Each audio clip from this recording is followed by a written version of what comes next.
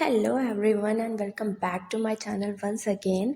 And today हमारी जो कहानी है वो हिस्ट्री की एक यूनिक एंड इंटरेस्टिंग सी स्टोरी है। इस ट्रू स्टोरी का नाम वॉयटेक द बियर है, जो कि एक सीरियन ब्राउन बियर होता है। And during world war two ये बियर एक पोलिश आर्मी का सोल्जर बन जाता है। ये स्टोरी काफ़ी वाइल्ड एंड हार्ट वार्मिंग है एंड शो करती है कि कैसे friendship and courage can show up in the strangest ways. तो चलिए अब हम स्टार्ट करते हैं अपनी इस स्टोरी को एंड लेट्स सी कि इस स्टोरी में आगे क्या होता है। तो मैंने इस स्टोरी को ना कुछ पार्ट्स में डिवाइड किया है ताकि आप इसे अच्छे से समझ सको। तो फर्स्ट पार्ट है the little cup who lost his home. तो क्या होता है ना कि इन द ईयर 1942 जबकि वर्ल्ड वॉर टू चल रही होती है, उस टाइम पोलैंड जो होता है वो इन्वेड हो जाता है and split up by Nazi Germany and the Soviet Union. And at that time many Polish soldiers were taken prisoner by the Soviets and later उन्हें रिलीज भी कर दिया जाता है to fight against the Germans as part of the Allied forces. ये soldiers एक new unit बनाते हैं एंड ट्रैवल करते हैं through the Middle East to join the British army. उसी साल एक दिन स्प्रिंग के टाइम पे एक ग्रुप ऑफ पॉलिश सोल्जर्स जो कि अभी जस्ट ही फ्री हुए थे, वो पर्शिया के माउंटेन्स के थ्रू वॉक कर रहे होते हैं एंड बहुत ज़्यादा टायर्ड हंग्री होते हैं क्योंकि वो अपने घर से बहुत ज़्यादा दूर होते हैं उस टाइम। और फिर उन्हें वहाँ पे एक स्मॉल विलेज मार्केट दिखती है जहाँ पे कुछ लोकल बॉयज़ आए हुए होते हैं उनके पास carrying a tiny sack. And उस सैक में एक बहुत ही ज़्यादा यंग बियर होता है, एक्चुअली बियर का कप होता है जिसका साइज़ एक कैट से भी बड़ा नहीं होता है। वो like that was a very tiny baby of a bear. And जो कप की मदर होती हैं वो मे बी हंटर्स के द्वारा किल्ड की गई होती हैं। सो जो बॉयज़ होते हैं उन्हें वो बच्चा बियर का अकेला मिलता है, alone and scared. And soldiers को उस बेबी को देख के काफ़ी बुरा महसूस होता है एंड वो इमीडिएटली उस बेबी को लाइक बाय कर लेते हैं with a very small amount of money. And कुछ स्टोरीज ये भी कहती हैं that they traded a pocket knife और some food for him and वो इसका नेम वॉयटेक रखते हैं विच मीन्स जॉयफुल वॉरियर और smiling warrior in Polish. Starting में वो इतना छोटा होता है कि वो किसी भी सोल्जर्स की लाइक जो उनका बैकपैक होता है उसकी पॉकेट में भी फिट हो जाता है। एंड वो स्टार्टिंग में उसे कंडेंस्ड मिल्क जो होता है वो फीड करवाते हैं from an old vodka bottle because he was too weak to eat solid food at that time. And soldiers जहाँ भी जाते हैं एवरीवेयर उसे कैरी करते हैं अपने साथ। इवन कि जब वो स्लीप कर रहे होते हैं रात में तब भी वो अपने पास ही उस बेबी को रखते हैं, वो उससे इतना ज़्यादा अटैच हो जाते हैं। एंड सोल्जर्स उतना उसका ना इतने अच्छे से ख्याल रख रहे होते हैं कि वॉयटेक बहुत ज़्यादा तेज़ी से बढ़ रहा होता है, like he grows really fast.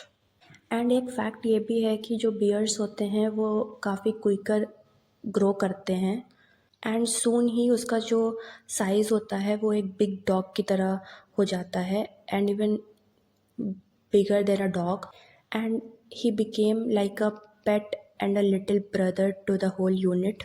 The soldiers were part of the second Polish Corps and they treated Wojtek like one of them. And अब हमारी स्टोरी का सेकेंड पार्ट आता है जो कि है life as a bear soldier.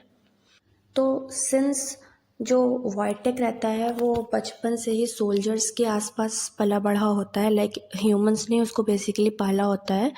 तो he loved human company. He even marched with the soldiers on long walks standing on his back legs like he was saluting. वो उनके साथ रेसलिंग भी करता है for fun and usually won gently. And जब जो soldiers होते हैं वो सॉकर खेलते हैं वॉयटेक भी उन्हें ज्वाइन करता है and he was great at catching the ball in his huge pause and running of with it. ये देख के सभी काफ़ी खुश होते हैं एंड ये छोटे छोटे जो मोमेंट्स होते हैं वॉयटेक की वजह से सोल्जर्स को एक यू नो वॉर के स्ट्रेस से थोड़ा ब्रेक देते हैं। वॉयटेक की अपनी एक अलग पर्सनालिटी थी। वॉयटेक को सिगरेट्स बहुत ज़्यादा पसंद थी। He would take one, put it in his mouth and pretend to smoke, तो he never actually lit them. And उसे बियर भी काफ़ी पसंद थी क्योंकि सोल्जर्स उसे सिप्स देते थे। And he would drink from the bottle like a person. And soldiers जब शावर लेते थे तो वॉयटेक भी मतलब जाता था, वहाँ स्टैंड हो जाता था कि वो भी शावर लेगा, स्प्लैशिंग अराउंड हैप्पीली। लाइक वो सोल्जर्स के साथ रहते रहते ना सब कुछ उन्हीं की तरह करने लगा था। सोल्जर्स उसे बहुत सारी ट्रिक्स भी सिखाते थे। लाइक जब कोई इम्पॉर्टेंट पर्सन आता था तो वो सल्यूट करता था एकदम प्रॉपर एक सोल्जर की तरह। He carried heavy boxes of supplies on his back when they were moving camp. And even वो होल्स को डिग करने में एंड चीज़ों को बिल्ड करने में भी उनकी काफ़ी मदद करता था। But still he was a bear. He once chased a spy who sneaked into camp at night. Sneak करने वाला जो मैन था उसको वो लाइक चेज कर देता है विदाउट हर्टिंग हिम। वो बस स्केयर करके उसको भगा देता है कैंप से। As the war went on the Polish unit move to fight in big battles. In 1944 उन्हें इटाली भेजा जाता है to help push the Germans back. One of the hardest fight जो उस टाइम हो रही होती है वो होती है बैटल ऑफ मॉन्टे कैसिनो। ये काफ़ी बड़ी लाइक ब्लडी बैटल होती है to capture a monastery on top of a mountain.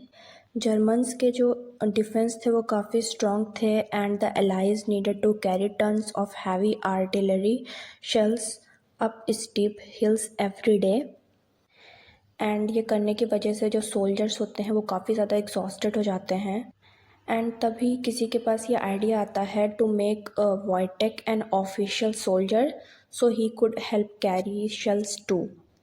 And अब हमारी स्टोरी का पार्ट आता है जिसका मैंने नेम रखा है बिकमिंग प्राइवेट वॉयटेक। सो इन 1944 जो ऑफिसर्स होते हैं वो ऑफिशियली वॉयटेक का नेम आर्मी में लाइक इनलिस्ट कर देते हैं and they give him the rank of private in the 22nd artillery supply company. Wojtek को इवन उसका खुद का पे बुक एंड सीरियल नंबर भी मिलता है।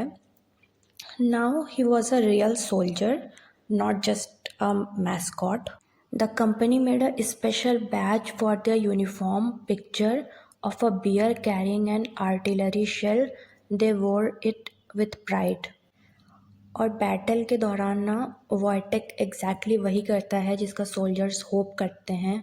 ही walked on his hind legs carrying heavy crates of shells, each one weight about 25 to 40 pounds from trucks to the cannons। And वो कभी भी किसी भी आर्टिलरी को ड्रॉप नहीं करता है। एंड लोगों का कहना तो यहाँ तक था कि वो लाइक जब काम करता था तो ऐसा लगता था लाइक अगर 3 सोल्जर्स को पुट टुगेदर किया जाए तो भी वो उतना हार्ड वर्क नहीं कर पाएंगे जितना वॉयटेक अकेला कर पाता था। एंड ये देख के लाइक वॉयटेक कैरिंग शेल्स जो भी लोग उसे देखते थे उन्हें एक बूस्ट मिलता था and they were fighting alongside a bear.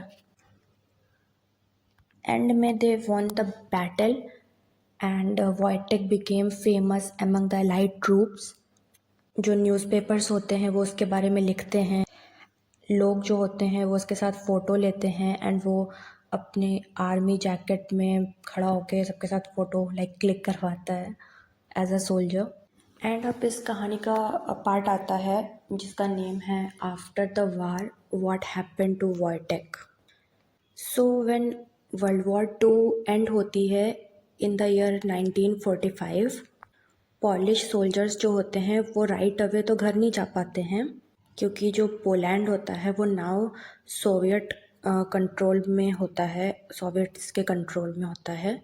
And वो डरते हैं कि अगर वो रिटर्न होते हैं तो मे बी वो अरेस्ट हो जाए या उससे भी वर्स कुछ हो जाए। सो जो सेकंड पॉलिश कॉर्प्स होता है वो ब्रिटेन की तरफ जाते हैं to live in camps while they figured out their future. And जो वॉयटेक रहता है वो उनके साथ जाता है। He travelled by ship to Scotland. At first people जो होते हैं वो काफ़ी शॉक हो जाते हैं एक ह्यूज बियर को देख के, but he behaved perfectly. In Scotland he lived in a special army camp and soldiers उसे वॉक पे ले जाते हैं जंगलों में, where he played in rivers and climb trees. But as time passed the man started new lives. उनमें से बहुत सौ को जॉब मिल जाती है, बहुत से अपनी फैमिली स्टार्ट कर देते हैं एंड उन्हें फ़िक्र होती है कि अब वॉयटेक का क्या होगा। He was now almost 6 feet tall, standing up and weight over 500 pounds. He couldn't live in a normal house. So in 1947 वो एक hard but kind decision लेते हैं. They gave Wojtek to the Edinburgh Zoo in Scotland and zoo उनको promise करता है to take good care of him forever.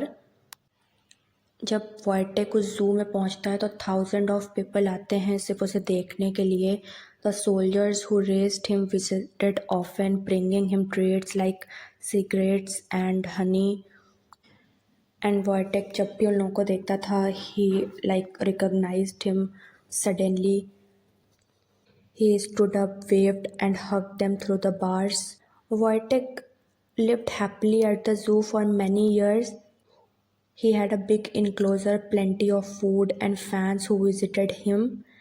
And in the year 1963, at the age of about 21, वॉयटेक जो होता है वो passed away हो जाता है, वो उसकी डेथ हो जाती है।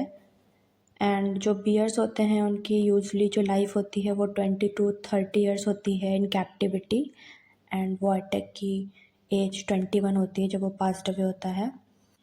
एंड अगर हम ये क्वेश्चन करें कि ये स्टोरी इतनी इंटरेस्टिंग क्यों है, तो ये स्टोरी सिर्फ एक फ़नी बियर जैसी नहीं है। ये होप देती है to soldiers who had lost everything, homes, families, their country, in the middle of war's horror. एक टाइनी कब मिलता है उन्हें जो कि बंडल ऑफ जॉय होता है उन सोल्जर्स की लाइफ में, जॉय लाता है, लाफ्टर लाता है, उन्हें स्ट्रेंथ देता है। He showed that friendship doesn't care about being human or animal, and he became a symbol of the Polish soldiers' bravery and spirit. And आज भी वॉयटेक के जो स्टैचू होते हैं वो पोलैंड, स्कॉटलैंड एंड अदर जगहों पे हैं। And books, comics and even a movie भी उसके नेम पे बन चुकी है। He is remembered as a hero who carried more than shells, he carried hope. And in the last, what do you think? Would you want a bear as a friend in tough times? Please do comment. And yeah, thank you so much for watching. And मैं मिलती हूँ आपसे ऐसी कोई unique सी video में, another video में of course. तब तक के लिए बाय।